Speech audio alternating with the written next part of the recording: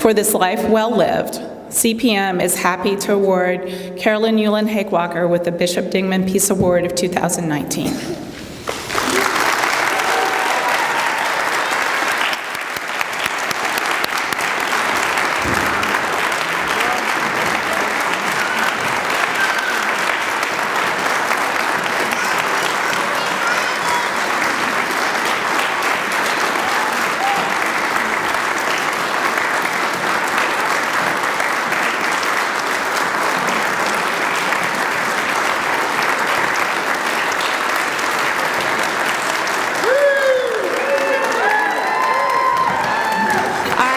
I can't leave without talking a little bit about the environment, because that's my love.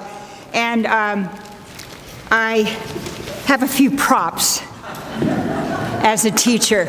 I'd like to start out very quickly with a song, just a real short little song. It's called Dirt Made My Lunch. Dirt made my lunch. Thank you, dirt. Thanks a bunch for my salad, my sandwich, my milk, and my munch. Dirt, you made my lunch. Oh yeah, dirt, you made my lunch. Now that was a song. And Cynthia back there, my fellow teacher, we did lots of songs to teach about the environment. And of course, then I also have today here from the camp, Greta, Sharon, and Bill, who helped me with teaching the kids outdoor education. Anyway, I wanted to just say a little bit about the camp, because it's such a meaningful part of my life. I took kids to camp for 15 years at Moulton Elementary. When we would get to camp, the kids would go put their belongings in by their bunk beds. Invariably, within a few minutes, I would hear a scream. Out running from the bunk bed area would be several kids yelling, "There's a spider in the bedroom! I can't stand it! I want to go home!" And I would say, well, we've got to stay here for 3 days and 2 nights. So anyway, the organizers, we would not waste 1 minute of a kid's time in engaging them in outdoor activities so that hopefully they would forget about the little spiders. One of the first things that we did at Outdoor Education Camp was to assign each kid a special place. And when I first started, it was a special place in the prairie. And later on, it was a special place along a small stream. And they would get a little handmade journal they made and a pencil. And they would sit quietly by the stream and record what they felt, saw, and heard by the stream. And we would, thanks to Greta, we would increase the time that the kids had to spend by themselves, because inner city kids had a hard time, well, most kids do, sitting quietly by a stream. Anyway, following those activities of quiet, then we really got going. We would go on hikes through the prairie. We'd do nature crafts, canoeing, archery, geology. At night we would do astronomy, and then finally we would end with campfires and songs and stories. But it was so important that we kept them busy from morning till about 10, 11 o'clock at night. We would always hope that maybe they would go back to their bunk beds and go to sleep, like fun, you know. But I wanted to point out, in less than a half a day, I would have kids come up to me and say, "Miss Yu, can we stay for 2 weeks instead of just this little bit of time? Can we stay for, at least a week?" And then when the school bus would pull up to take us back to Des Moines, the school bus driver was always on a schedule, always. But the kids would say, as the school bus driver was standing there ready to take us back, the kids would say, "Can we go back one more time to our quiet place, to our nature place?" They just loved going back there. I think that shows how important it is to get our kids connected to our planet, to get them unplugged from our modern day society for a while outdoors, whether it's gardening or playing at a park or riding a bike. We've got to get kids outside every day. But as I work with many adults now in my volunteer work, I think it's just as important that adults stay connected to the earth, that they get outside.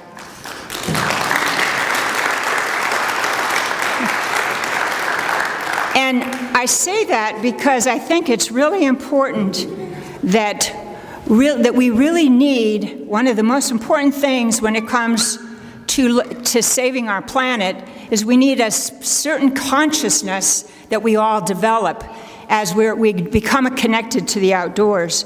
And when I say consciousness, I mean the question should come upon all of us, each one of us. The question should be, what is my moral obligation? What is my moral responsibility for making this planet a little bit better, a more livable, healthy planet? Sadly, our planet Earth is struggling, and I don't know if you can see back there, but I have Band-Aids all over my Earth planet. And it's struggling at this point in time, and I think I would even say that it would be diagnosed in triage. Our glaciers and ice pack in North Alaska, Greenland, and West Antarctica are melting 2 to 3 times faster than scientists predicted they would. So it really is time to look at our Earth. When I was doing triage on the Earth planet, I took the temperature of the Earth. And so when I took the temperature of the Earth, and when I was working on urgent care, I found out the temperature has risen over 1.4 degrees Fahrenheit in the last 100 years. And it's supposed to rise even further unless we can figure out how to quit using fossil fuels. Then,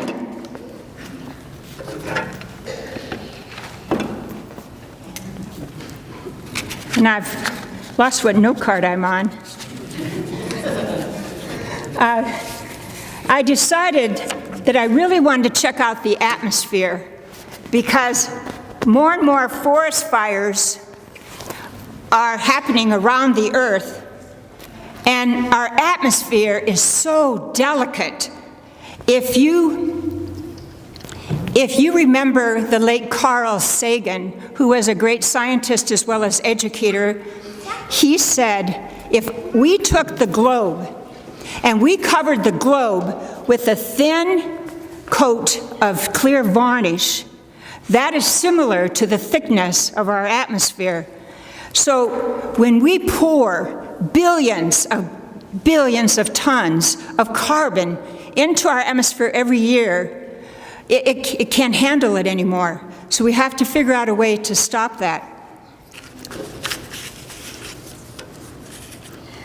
I think the last thing I wanted to say is I'm trying to figure out the best actions that we can take that are going to be the most effective.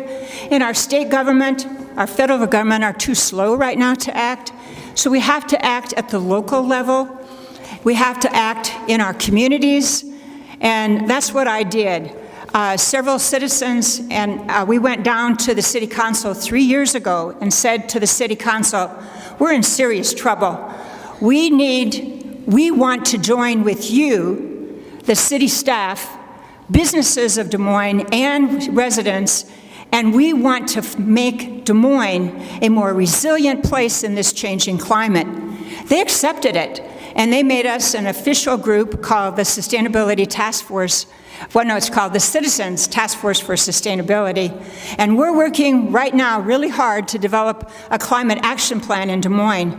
But we're saying that it has to go beyond Des Moines to cities like Johnston and West Des Moines and Urbandale and Cumming and all over, because this has to be a united front. And if we boldly say, and like I said to Patty, if I can do it, anybody can do it, because I'm really quite an introverted person. So what I'm saying is, if each of us would figure out and join with some citizens from your own community and go to your own city council and say, this is a serious problem. We have to start figuring out how to make our planet more resilient. It will affect everybody contagiously and hopefully spread to the state, and hopefully then from the state to the federal government, if enough of us get behind it, to finally create a mass movement that works toward a safe, livable, healthy planet. So I'd like to thank everyone for the Peace Prize. I especially like to include all my grandkids, because my grandson on the way here from Chicago said yesterday to his dad, "Dad, what kind of prize is Nana going to get when she cleans up all the world?" And so I want to say this prize really has to do with my grandkids, but all the students I ever taught, plus all the kids in the world today, plus all the unborn kids. Because if we can make this planet more livable and more healthy and turn this around, we truly have found a peaceful time. And that's what this award is all about, is finding true peace. Thank you.